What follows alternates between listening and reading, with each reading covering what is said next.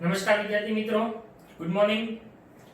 ગયા લેક્ચરની અંદર છેલ્લે આપણે પ્રકરણ નંબર 11 પૂર્ણ કર્યું હતું। આજના લેક્ચરની અંદર આપણે એના પછીનું એક નવું પ્રકરણ શરૂ કરીએ છીએ। પ્રકરણ નંબર 15 આપણું પર્યાવરણ। ખૂબ જ નાનું અમથું પ્રકરણ છે, ઇન્ફોર્મેટિવ પ્રકરણ છે, એટલે કે માહિતીગત પ્રકરણ છે, યાદ રાખવાનું છે।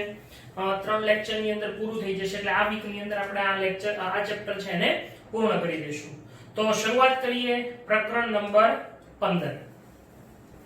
પ્રકરણ નંબર 15 જેનું નામ છે આપણું પર્યાવરણ, અવર એન્વાયરમેન્ટ। એન્વાયરમેન્ટ શબ્દથી તમે બધા ખૂબ જ પરિચિત છો। અત્યારે આપણે એવા ઘણા બધા પ્રોગ્રામ ચાલી રહ્યા છે, સેવ એન્વાયરમેન્ટ ને એવા ઘણા બધા, બરાબર છે। તો એન્વાયરમેન્ટ એટલે પર્યાવરણ, પણ ખરેખર આ પર્યાવરણ એટલે શું, એનો અર્થ શું થાય? તો આપણે પહેલા શરૂઆત પર્યાવરણ એટલે શું ત્યાંથી જ કરીએ। જુઓ, પર્યાવરણ એટલે શું? ખરેખર પર્યાવરણ શબ્દ છે એની સંધિ છૂટી પાડીએ તો શું બનશે ખબર છે? પરી વત્તા આવરણ। હવે એવું પરીનો મતલબ શું થાય? પછી સ્વર્ગમાં પરીઓ હોય ના, અહીંયા પરી એટલે ચારેય બાજુનું, ચારેય તરફનું। આપણે ખબર છે મંદિરે જઈએ તો એમ કે પરિક્રમા, ક્રમ એટલે ફરવું, અને પરી એટલે ચારેય બાજુ, એટલે પરિક્રમા એટલે ચારેય બાજુ ફરવું। એમ પરી એટલે એનો મતલબ શું થાય છે? તો કે પરી એટલે ચારેય તરફનું, અને આવરણ એટલે આવરણ અથવા પડ। તો ચારેય તરફનું આવરણ એટલે પર્યાવરણ। પણ કોની ચારેય તરફનું આવરણ? તો આપણે અને આપણી આજુબાજુનું ચારેય તરફનું આવરણ એટલે પર્યાવરણ। એટલે આપણે પોતે પણ પર્યાવરણનો એક ભાગ છીએ, આપણે પોતે પણ પર્યાવરણના એક ઘટક છીએ। તો પર્યાવરણ એટલે શું એની વ્યાખ્યા, પર્યાવરણ એટલે શું એની વ્યાખ્યા।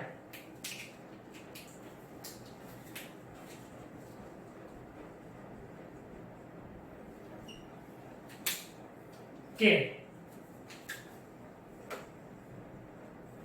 આપણે અને આપણી આસપાસનું ચારેય તરફનું આવરણ એટલે પર્યાવરણ, બરાબર? આપણે અને આપણી આસપાસનું ચારેય તરફનું આવરણ એ પર્યાવરણ છે। આજે પર્યાવરણની અંદર મનુષ્યએ પોતાની સ્વાર્થી પ્રવૃત્તિઓને સંતોષવા માટે એટલી બધી ખલેલ પહોંચાડી છે કે આજે આપણા વડીલો એમ કહે છે કે અત્યારનું જે પર્યાવરણ છે એ પહેલા જેવું નથી, પહેલાના જેવી શુદ્ધ હવા, શુદ્ધ ખોરાક નથી। તો સ્વાભાવિક છે કે આજે ઔદ્યોગિકીકરણ, શહેરીકરણ અને વસ્તી વધારો જેવા પરિબળોને કારણે પર્યાવરણ છે એની અંદર ખલેલ પહોંચી છે, અને એ સ્વીકારવા જેવું છે। પરંતુ હજી મોડું નથી થયું। જો આપણે આ બાબતે સજાગ થઈએ, આપણે આ બાબતે જાગૃત થઈએ, તો હજી પણ આ જે પર્યાવરણ છે એને આપણે સાચવી શકશું, અને આપણી પછીની પેઢીઓ છે એના માટે આપણે પૃથ્વીને સાચવી શકશું, પૃથ્વીને બચાવી શકશું। તમે 9મા ધોરણની અંદર પર્યાવરણની અંદર ચાલતા વિવિધ ચક્રો, ઓક્સિજન ચક્ર, નાઇટ્રોજન ચક્ર, દ્રવ્ય ચક્રો વગેરે જેવા ચક્રોનો અભ્યાસ તમે કરીને આવ્યા છો, કે જેની અંદર જે કોઈ ઘટક છે ઓક્સિજન હોય તો એ ચક્રમાં ભળે, ફરીથી એ કેટલા બધા તબક્કાઓ પસાર કરીને અંતે પાછો વાતાવરણમાં મુક્ત થાય, કાર્બન ડાયોક્સાઇડ ચક્ર, નાઇટ્રોજન ચક્ર, આવા દરેક ચક્રો તમે ભણીને આવ્યા છો। તો આ પર્યાવરણ એ આપણી આસપાસની આવી ઘણી બધી ઘટનાઓ અને ચક્રો છે એને સમાવે છે। અહીંયા આગળ આપણે સૌથી પહેલો આપણો જે ટોપિક છે પ્રકરણનો એ છે કે જો આપણે કચરો છે એ પર્યાવરણમાં ઠાલવીએ તો શું થાય? તો સ્વાભાવિક છે કે કચરો ઠાલવીએ તો ઓબ્વિયસલી પ્રદૂષણ જ ફેલાવાનું છે, પણ તેમ છતાં આપણને અહીંયા જે ચર્ચા આપી છે એ કરીએ તો આપણો જે ટોપિક છે એ શું છે? આપણે કચરો પર્યાવરણમાં ઠાલવીએ તો શું થાય?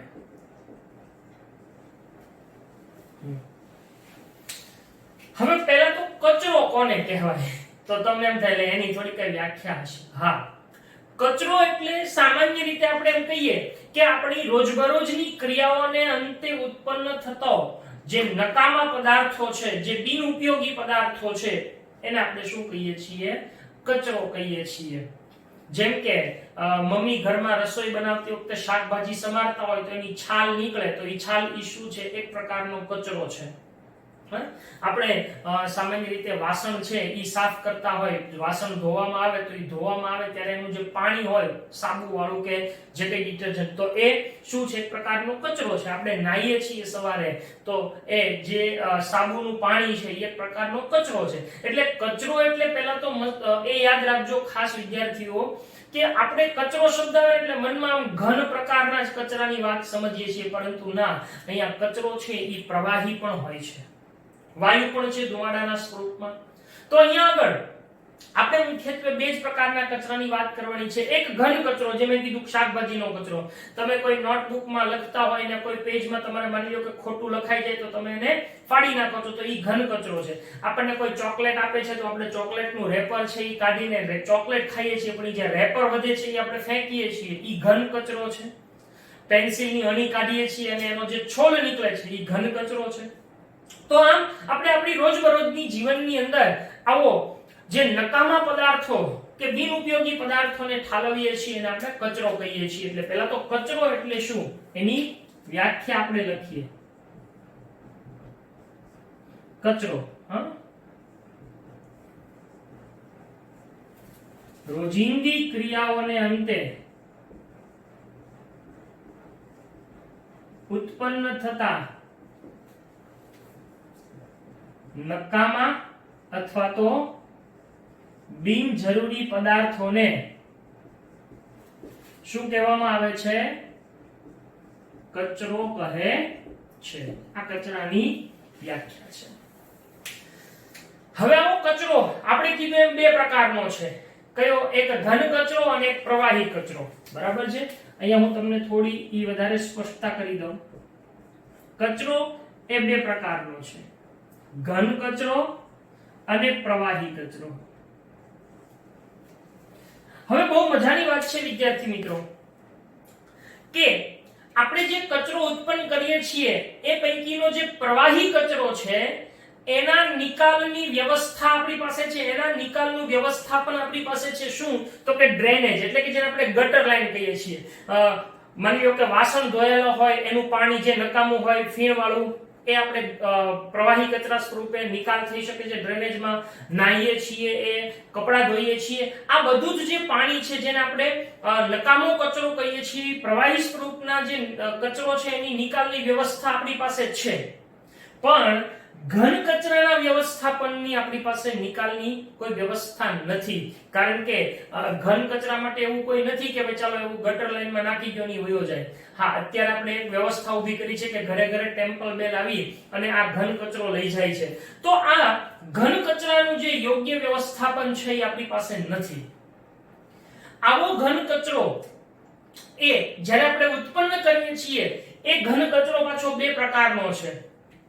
એક એવો કે જેને તમે પર્યાવરણમાં ઠાલવો છો તો એ થોડાક સમય પછી એનું સ્વરૂપ બદલી શકે છે, કે સૂક્ષ્મજીવો હોય એ એને વિઘટન કરી શકે છે.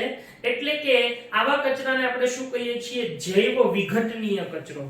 જ્યારે બીજો એવો કચરો છે કે જેનું સૂક્ષ્મજીવો વિઘટન નથી કરી શકતા, એટલે એને શું કહીએ છીએ? જૈવ અવિઘટનીય કચરો. એટલે આમ આવો જે કચરો છે ઘન કચરો એ પાછો બે પ્રકારનો છે. કયો કયો? જૈવ વિઘટનીય કચરો અને જૈવ અવિઘટનીય કચરો.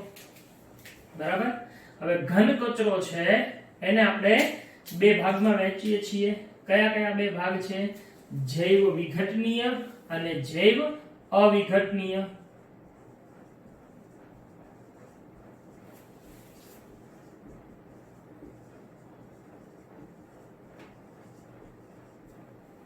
ઓકે, ચાલો. તો જૈવ વિઘટનીય કોને કહેવાય? જૈવ એટલે સજીવો, કે જે સજીવો દ્વારા વિઘટન પામી શકે એવા કચરાને જૈવ વિઘટનીય કચરો કહેવાય. અને જેનું સૂક્ષ્મજીવો દ્વારા વિઘટન ન થઈ શકતું હોય એને શું કહેવામાં આવે છે? જૈવ અવિઘટનીય કચરો કહે છે. એટલે આમ બે પ્રકારનો કચરો છે, જૈવ વિઘટનીય અને જૈવ અવિઘટનીય. તો આપણે એની વ્યાખ્યા આપીએ. ચલો, જે કચરાનું સૂક્ષ્મ જીવો દ્વારા વિઘટન થઈ શકે તેને શું કહેવાય છે? જૈવ વિઘટનીય કચરો કહેવાય છે. જ્યારે જે કચરાનું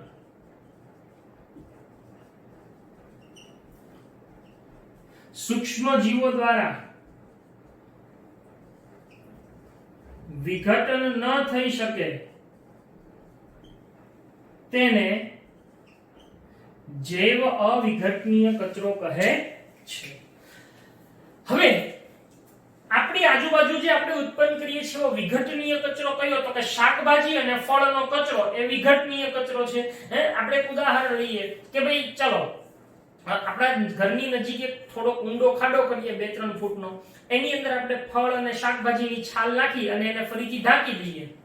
6 મહિના કે વર્ષ દિવસ રહીને જો ફરીથી એને ખોલો તો શું જોવા મળશે તમને? ઈ છાલ કે શાકભાજીની કે ફળની એમને જોવા મળશે નહીં. એ વિઘટન પામી ચૂકી હશે સૂક્ષ્મ જીવો દ્વારા. તો એવા કચરાને જૈવ વિઘટનીય કચરો કહે છે. તો જૈવ વિઘટનીય કચરો એટલે શું? તો કે જૈવ વિઘટનીય કચરો એટલે એના ઉદાહરણ તરીકે ફળો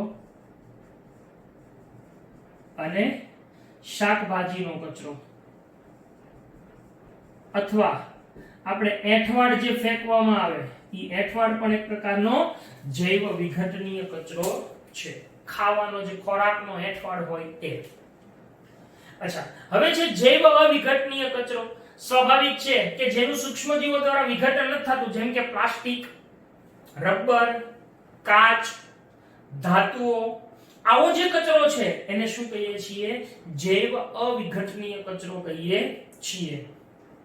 કે એક ઊંડો ખાડો આપણે 2 ખાડા કરવાના, એક ખાડામાં શાકભાજી અને ફળ નાખવાના, બીજા ખાડામાં પ્લાસ્ટિક નાખીને બેને દાટી દેવાના. 1 વર્ષ પછી જો ખોલો તો ફળ કે શાકભાજીનો જે કચરો હોય ઈ ખાડામાં તમને એના અવશેષો આંશિક અથવા તો નહિવત જોવા મળશે. જ્યારે પ્લાસ્ટિક ધરાવતો ખાડો હોય એની અંદર કોઈ ફેરફાર ન હોય, પ્લાસ્ટિક એમનેમ એઝ ઇટ ઇઝ જોવા મળશે.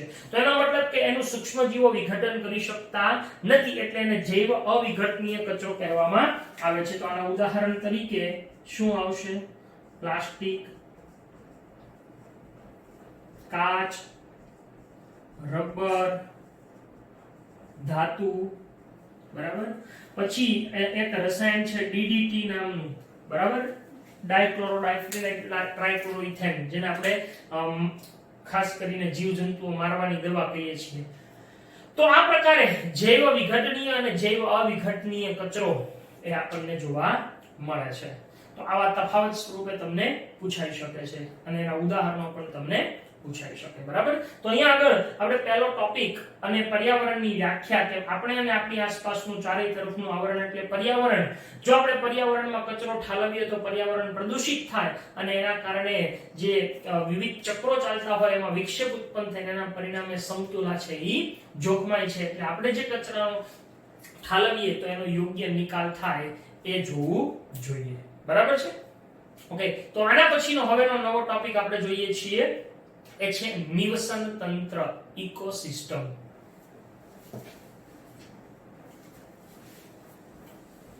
નિવસન તંત્ર ખૂબ સરસ મજાનો શબ્દ છે. અંગ્રેજીમાં એને ઇકોસિસ્ટમ કહેવાય છે.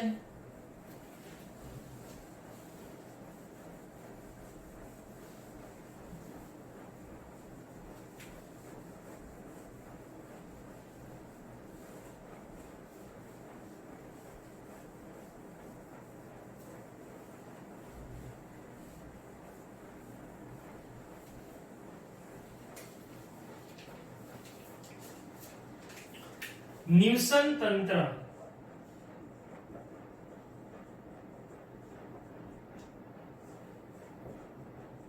ઇકોસિસ્ટમ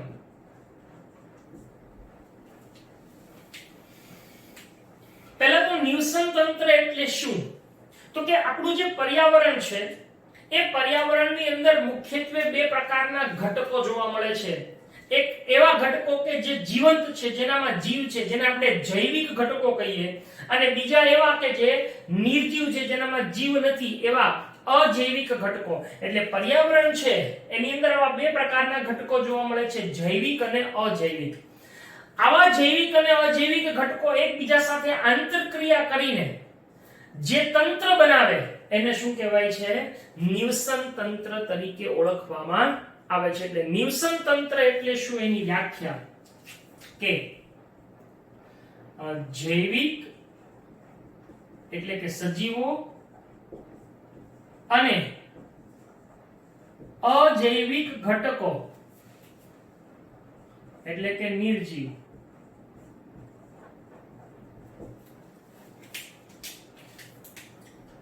એકબીજા સાથે પરસ્પર આંતરક્રિયા કરીને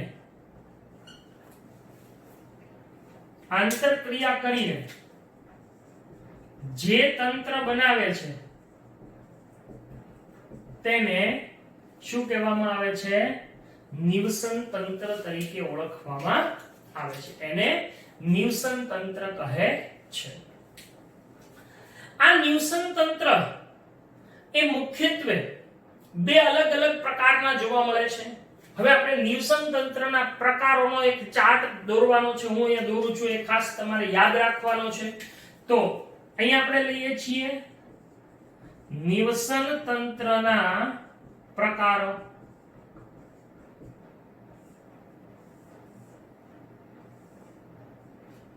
નિવસન તંત્ર એ મુખ્યત્વે બે પ્રકારના છે. એક કુદરતી નિવસન તંત્ર અને બે કૃત્રિમ નિવસન તંત્ર. બરાબર?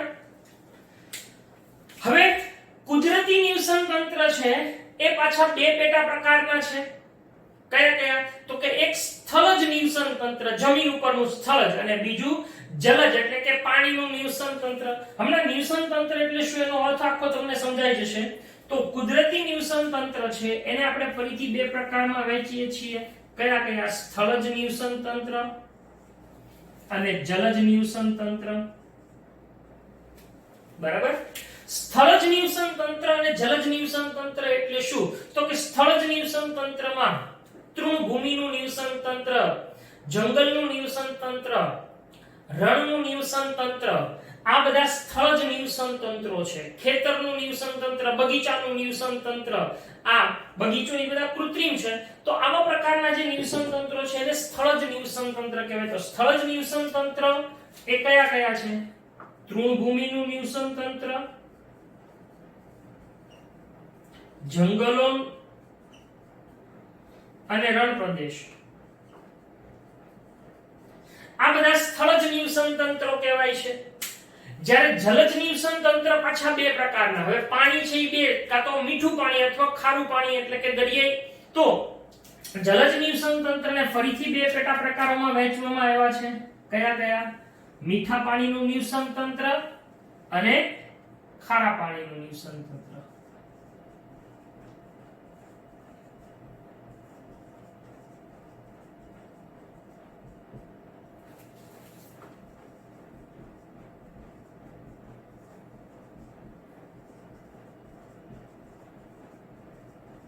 હવે જુઓ, મીઠું પાણી કોની અંદર હોય? તો કે નદી, તળાવ, સરોવર. આનું જે નિવસન તંત્ર છે એ મીઠા પાણીનું નિવસન તંત્ર કહેવાય છે. જ્યારે દરિયાનું નિવસન તંત્ર એ ખારા પાણીનું નિવસન તંત્ર છે. તો મીઠા પાણીનું નિવસન તંત્રમાં શું આવશે? નદી, તળાવ, સરોવર વગેરે. જ્યારે અહીંયા આગળ શું આવશે? દરિયાઈ નિવસન તંત્ર. બીજું કૃત્રિમ નિવસન તંત્ર કયું? તો કે માછલી ઘર.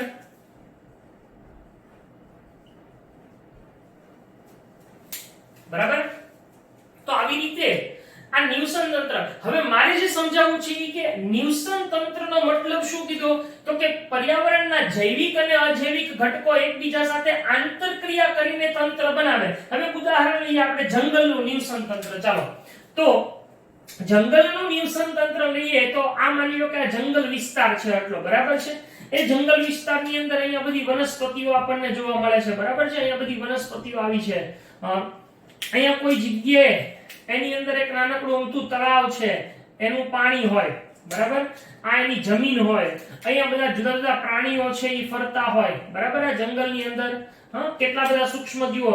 તો આમ આ જેટલો વિસ્તાર છે એમાં રહેલી બધી જ વનસ્પતિઓ, એમાં રહેલા બધા જ પ્રાણીઓ, એમાં રહેલું પાણી, એની જમીન, એના તમામ ઘટકો છે એ બધાય ભેગા મળે ત્યારે શું બનાવે છે? જંગલનું નિવસન તંત્ર બનાવે છે. ખ્યાલ આવે છે?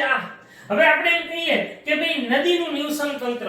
તો કોઈ એક નદી હોય, ધારો કે તો આ નદીની અંદર રહેલું પાણી, નદીની અંદર રહેતા જે કઈ જલીય સજીવો હોય, નદીમાં ઉગતી વનસ્પતિ હોય, નદીની જમીન હોય, નદીની ઉપર જે સૂર્યપ્રકાશ પડે છે એ પ્રકાશ હોય, એનું તાપમાન હોય, એના વાયુઓ હોય, આ બધા જ ભેગા મળે ત્યારે શું બનાવે છે?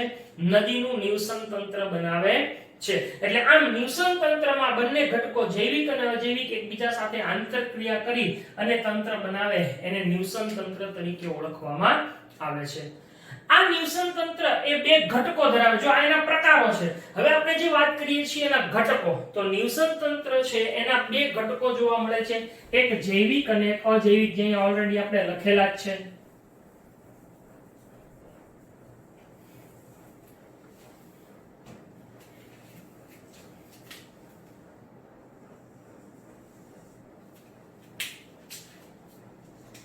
ચલો, નિવસન તંત્રના ઘટકો કેટલા છે? બે. કયા કયા? જૈવિક ઘટકો અને અજૈવિક ઘટકો, બરાબર. કયા બે પ્રકાર છે? જૈવિક ઘટકો અને અજૈવિક ઘટકો. અચ્છા, જૈવિક ઘટકો એટલે શું? જેનામાં જીવ છે. તો એવા ત્રણ. કયા કયા? વનસ્પતિઓ, પ્રાણીઓ અને સૂક્ષ્મ જીવો, એને જૈવિક ઘટકો તરીકે લઈએ છીએ. તો જૈવિક ઘટકોમાં કોણ કોણ છે? એક તો વનસ્પતિઓ,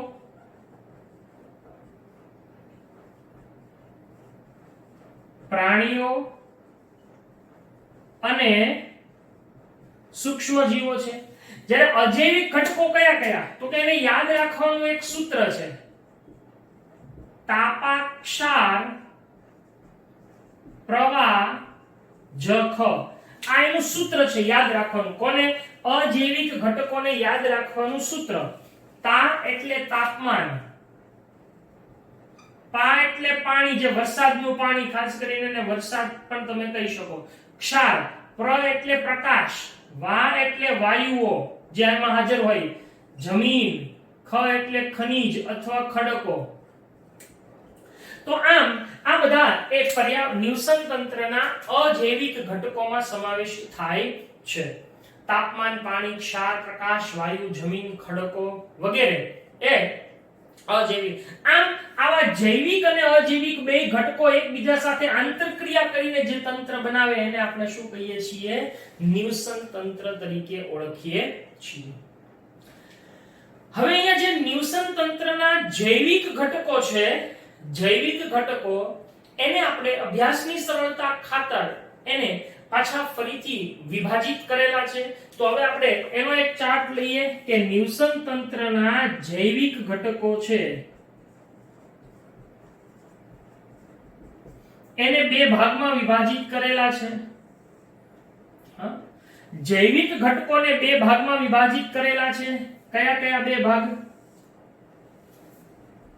એક ઉત્પાદકો અને એક ઉપભોક્તા અથવા ઉપભોગી. ઉપભોક્તા અથવા ઉપભોગી, બરાબર. ચલો, ઉત્પાદકો. ઉત્પાદક કોને કહેવાય? તો કે નિવસન તંત્રની અંદર જે સજીવો પોતાની જાતે પોતાનો ખોરાક તૈયાર કરતા હોય એને ઉત્પાદક કહેવાય.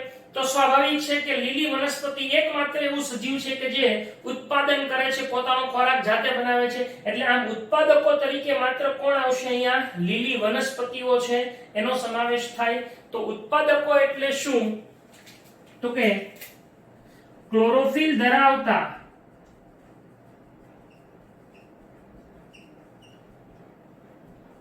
પ્રકાશ સંશ્લેષણ કરી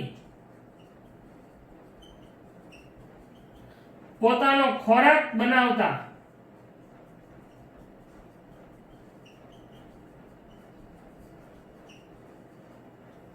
જે ઘટકો છે અથવા ઉત્પન્ન કરતા હોય એને શું કહેવાય છે? ઉત્પાદકો કહેવાય છે. ઉદાહરણ તરીકે લીલી વનસ્પતિઓ. બરાબર.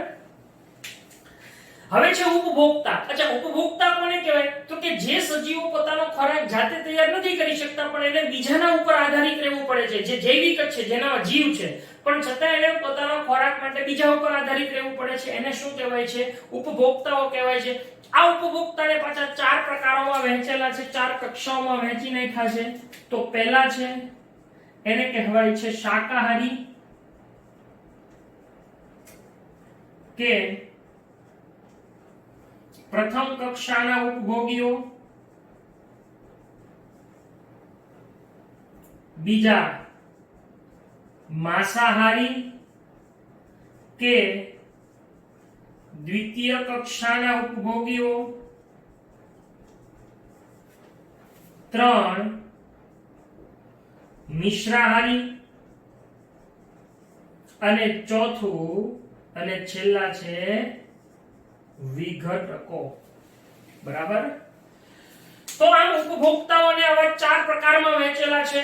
શાકાહારી કે પ્રથમ કક્ષાના ઉપભોગીઓ, માંસાહારી કે દ્વિતીય કક્ષાના ઉપભોગીઓ, મિશ્રાહારી અને વિઘટકો. હવે શાકાહારી કે પ્રથમ કક્ષા કે જે સજીવો કોનો ઉપયોગ કરે? ઉત્પાદકોનો સીધો ખોરાક તરીકે ઉપયોગ કરી બધાને શું કહીએ છીએ? શાકાહારી કે પ્રથમ કક્ષાના ઉપભોગીઓ કહેવામાં આવે છે. બીજું કે જે સજીવો આ શાકાહારીનો ખોરાક તરીકે ઉપયોગ કરતા હોય, જે શાકાહારી પ્રાણીઓનો ખોરાક તરીકે ઉપયોગ કરતા હોય એને માંસાહારીઓ કહેવાય છે. મિશ્રાહારીઓ કે જે વનસ્પતિજન્ય કે પ્રાણીજન્ય કોઈ પણ પ્રકારના ખોરાકનો પોતાના પોષણ માટે ઉપયોગ કરતા હોય તો એને શું કહેવાય છે? મિશ્રાહારી કહેવાય છે. જ્યારે વિઘટકો શું કરે? તો કે વિઘટકો છે ઈ ખરેખર 2 કામ કરે છે કે એક ઈ શું કરે? તો કે જે જટિલ કાર્બનિક સંયોજનો હોય એનું સરળ કાર્બનિકમાં રૂપાંતર કરે. આ વિઘટકો. જ્યારે રૂપાંતરકો શું કરશે? તો કે એ સરળ કાર્બનિકનું અકાર્બનિકમાં રૂપાંતર કરે તો એને રૂપાંતરકો કહેવાય છે. એટલે આમ વિઘટકો એ જટિલ કાર્બનિકને સરળમાં અને સરળ કાર્બનિકને અકાર્બનિકમાં ફેરવી અને જમીનમાં ભેળવે છે અને જમીનની ફળદ્રુપતા વધારે છે. એની ચર્ચા આપણે આવશે જ ત્યાં. તો આમ જૈવિક ઘટકો છે એ મુખ્યત્વે આવા 2 પ્રકારમાં વિભાજિત છે, ઉત્પાદકો અને ઉપભોક્તા અથવા ઉપભોગીઓ. હવે શાકાહારી કે પ્રથમ કક્ષાના ઉપભોગીઓ કોને કહેવાય? તો કે જે ઉત્પાદકોનો ખોરાક તરીકે ઉપયોગ કરે છે. બરાબર છે. ઉત્પાદકોનો ખોરાક તરીકે ઉપયોગ કરે. બીજું, જેઓ શાકાહારીઓનો ખોરાક તરીકે ઉપયોગ કરે. મિશ્રાહારીઓ શું કરે છે? તો કે તેઓ વનસ્પતિ અથવા તો પ્રાણીજન્ય પદાર્થોનો ખોરાક તરીકે ઉપયોગ કરે છે. જ્યારે વિઘટકો એ જટિલ કાર્બનિકને સરળમાં અને સરળને અકાર્બનિકમાં ફેરવવાનું કાર્ય કરે છે. તો આમ આ આપણા નિવસન તંત્રના આવા ઘટકો, આ નિવસન તંત્ર યાદ રાખજો ખાસ. જો તમને પૂછે કે નિવસન તંત્રના પ્રકારો તો આ ચાર્ટ દોરવાનો, નિવસન તંત્રના ઘટકો તો આ ચાર્ટ દોરવાનો, અને એમાં પણ નિવસન તંત્રના જૈવિક ઘટકોની જો વાત કરે તો આ. અચ્છા, હવે અજૈવિક ઘટકો છે એ કયા કયા? તાપમાન, પાણી, ક્ષાર, પ્રકાશ, વાયુઓ, જમીન અને ખડકો. તો એ પણ ભૂમિય વસવાટ અને આબોહવાકીય પરિબળ એમ બે ભાગમાં વહેંચેલા છે. ભૂમિય વસવાટમાં જમીન અને ખડકોનો સમાવેશ થાય, જ્યારે આબોહવાકીય પરિબળની અંદર એની સિવાયના બધાનો સમાવેશ થાય છે. તો આ રીતે અહીંયા નિવસન તંત્ર છે એના ઘટકોની ચર્ચા છે આપણે પૂર્ણ કરીએ છીએ. એના પછીનો એક ટોપિક છે આહાર શૃંખલા, આહાર જાળ એટલે અથવા તો પોષણ શૃંખલા, પોષણ કડી. એ બધી ચર્ચાઓ આપણે આવતા લેક્ચરની અંદર કરવાના છીએ. તો આજના લેક્ચરની અંદર આપણે શું શરૂઆત કરી? તો કે પર્યાવરણ કોને કહેવાય, કચરો કોને કહેવાય, કચરાના પ્રકારો કયા કયા છે, ત્યાર પછી નિવસન તંત્ર, નિવસન તંત્રના પ્રકારો, નિવસન તંત્રના ઘટકો અને એનો ચાર્ટ. એટલું આપણે અહીંયા જોયું. હોમવર્કની અંદર જે બોર્ડ વર્ક છે એ બધું જ એક વખત લખી અને તૈયાર કરવાનું છે અને હોમવર્કમાં એ લખી અને મોકલવાનું રહેશે. Thank you.